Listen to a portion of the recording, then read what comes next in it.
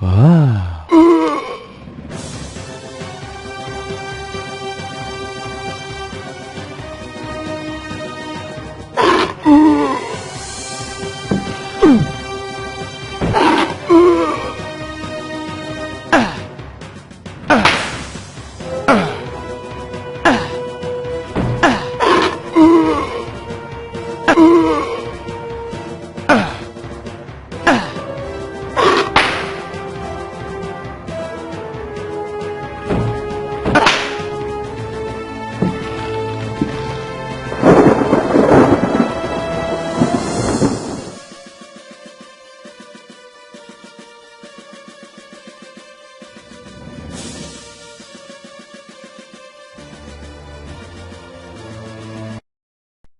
Diary of Jeremy Hartwood. September 27th, 1924. I have decided to keep this diary. Too many inexplicable events have taken place recently. Never have dreams so haunted my every waking moment. Perhaps my romantic mind was too dull, and has only now woken up to these new paths and visions.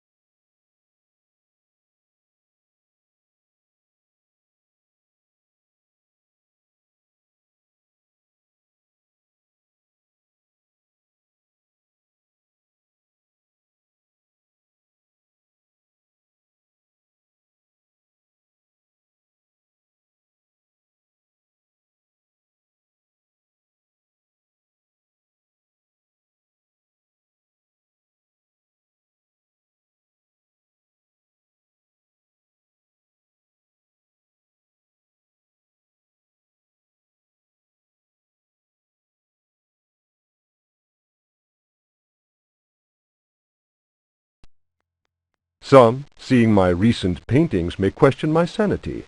I can only ask them, what is sanity? Where does madness begin? September 28th, 1924. The night is pitch black.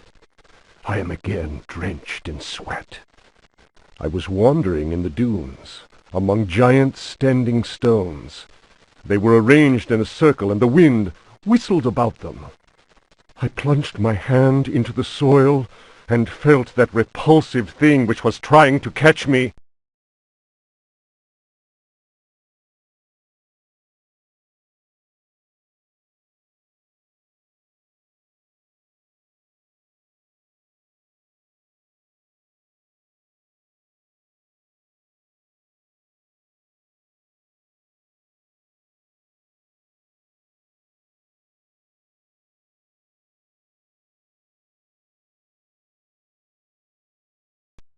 It seized me.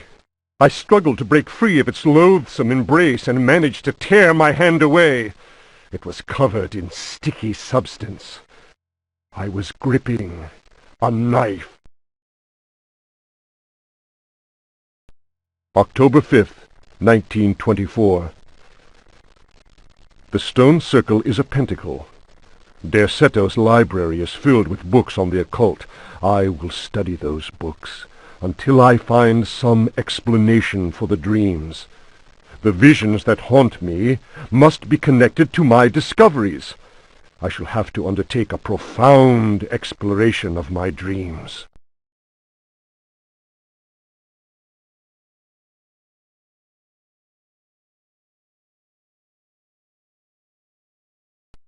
December 16th. Dear God, I have found the knife! It was hidden here, and what I have learned fills me with apprehension. It is a sacrificial dagger belonging to some unholy cult. The thought of that blade tearing through human flesh horrifies me. Yet I must continue my research. Derceto is a storehouse of treasures.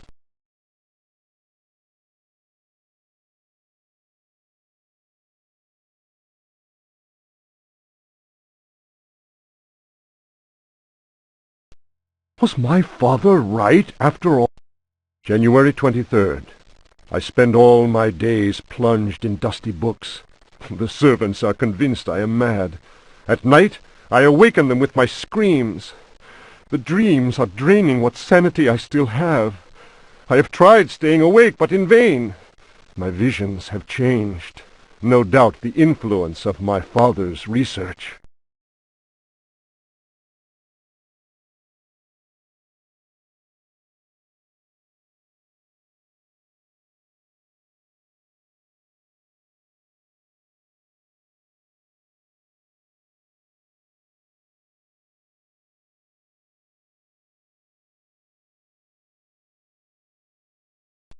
February 7th, 1925.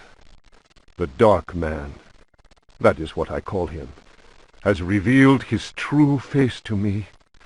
He appeared, as usual, near the fireplace, but this time he approached me. His terrible smile will haunt me to my dying day. His breath was ice, and his burning eyes froze me. I could not move. I know, as surely as I have ever known anything, that the face I saw, the face that has turned my nights into hellish torture, is the mask of death. March 10th. My exhaustion is beyond description. The endless reading burns my eyes. It seems that pirates frequented the area. Dr. Herbert insists I keep to my bed. I have moved to another bedroom and sleep much better now. The Dark Man has not gone, however. I know it. He will wait for as long as he must.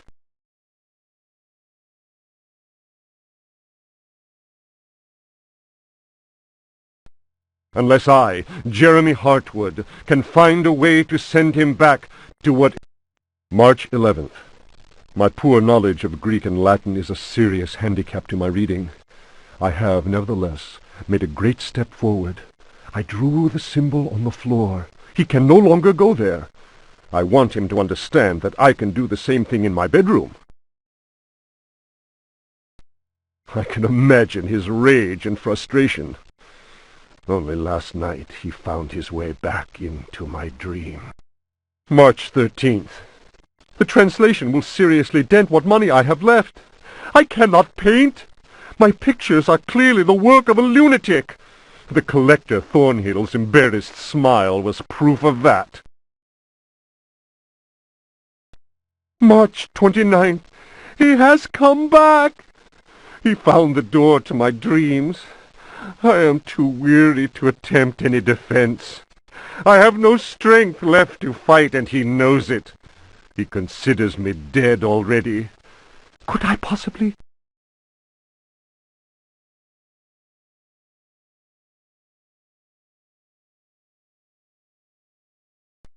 March 30th. How ironic!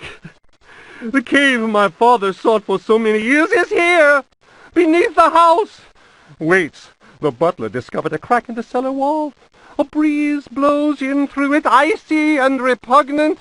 I am filled with horror at the thought of my father dying in this place.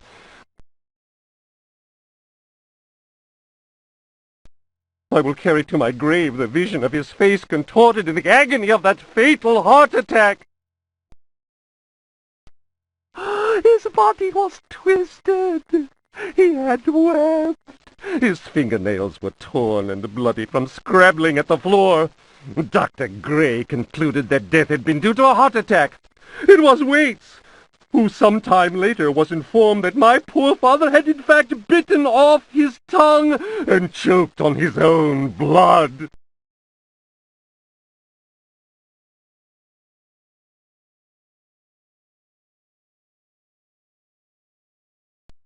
March 31st. I explored the caverns in a dream.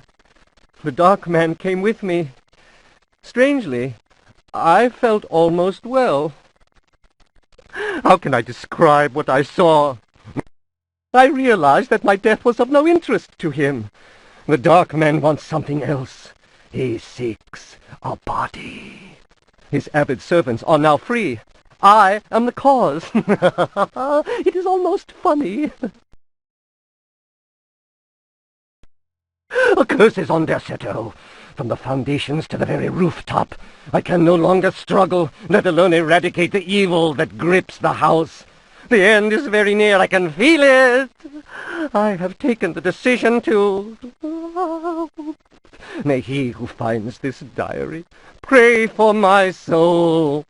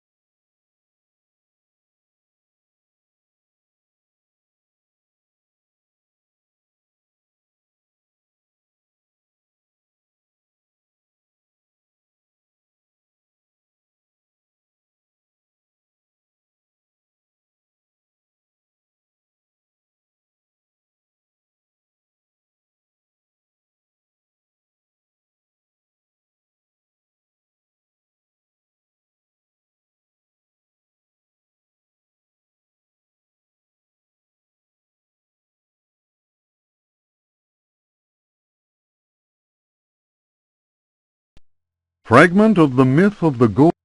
Then, but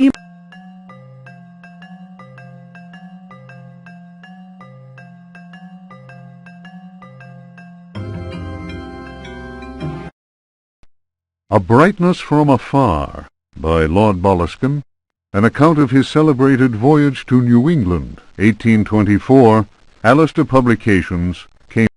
Following a splendid journey, the sunny harbour came into sight.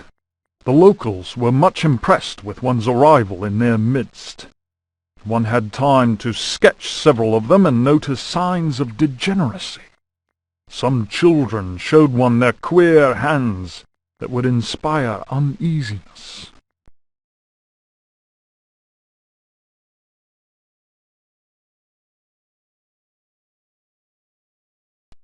Upon the promise of a few coins, a child is undertaken to reveal to one a most prodigious phenomenon of a natural order.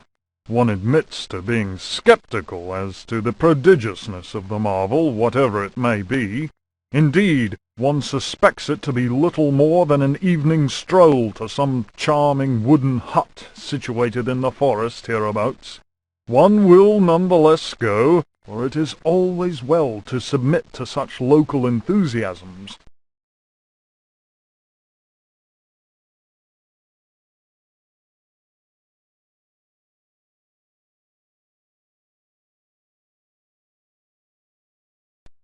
One admits to being somewhat flabbergasted. The Milky Way shone like the fires of the apocalypse from the inky celestial vault.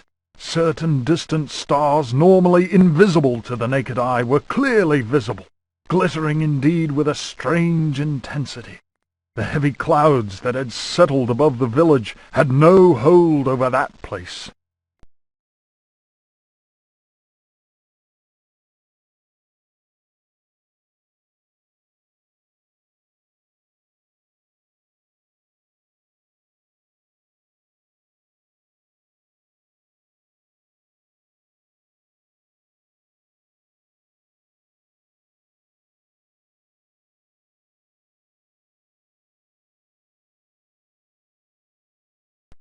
It would be pointless to offer here the names of the constellations one perceived in utter clarity. Apart from the interminable length of such a list, one might conceivably risk being charged with exaggeration.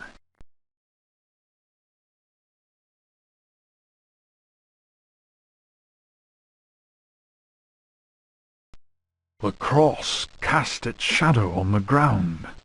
The sea in the distance was dead calm. Tonight, one will return to that spot and draw those stars. Tomorrow night, one will at last see Halley's comet in all its brilliance. The youngster will carry torches, despite one's developed sense of direction. Honed by years of travel, one feels incapable of finding one's way through the dark forest unaided.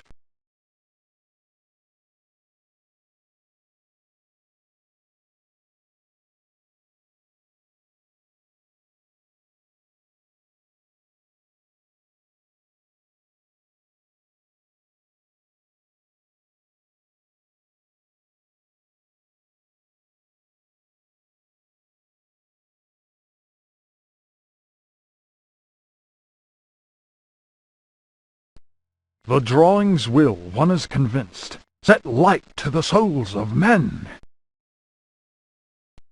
Such a moon!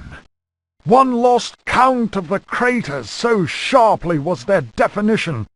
Loath as one is to seem excessive in one's appraisal, one cannot but feel that the forest clearing is indeed a place outside the common laws of time and space. Surely it is not an hallucination.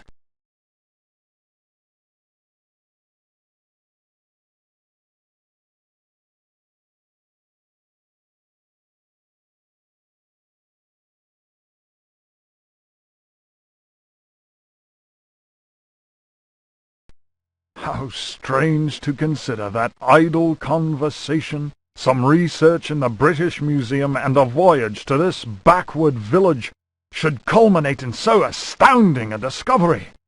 It may be that others have noticed the extraordinary nature of that place. How else could one explain the presence of that cross?